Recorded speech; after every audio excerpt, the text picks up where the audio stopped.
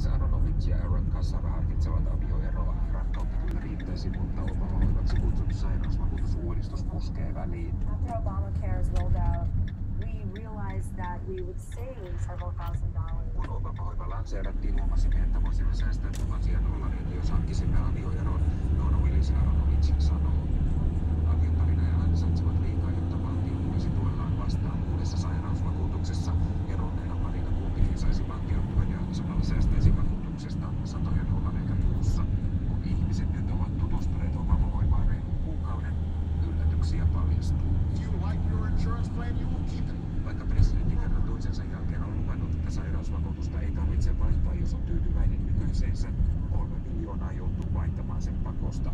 Kathy Wagner on yksi heistä. I was really shocked. All of my hopes were sort of dashed. Järkytyin, että kaikki toiveeni romuttuivat. Tämä ei toimi niin kuin presidentti Obama lupasi, sanoi uudistusta tukenut eläköitynyt sairaanhoitaja. Tämän kaltaiset esimerkit yhdistettynä katastrofaalisen huonosti toimivaan vakuutuspörssiin internetissä hallinto joutuikin eilen julkistamaan aneemiset luvut uusien sairausvakuutuksien menekistä. Niitä on hankittu reilut 100 000 kappaletta. Hallinnon tavoitteena oli 500 000. Reistailevan nettiportaalin kautta niitä on mennyt kaupaksi vain vajaat 27 000. No one will be satisfied with the numbers. Kukaan ei ole tyytyväinen näihin lukuihin, sillä ne ovat alle odotusten. Presidentti on ohjeistanut avustajiaan laatimaan eri vaihtoehtoja hänen päätettäväkseen.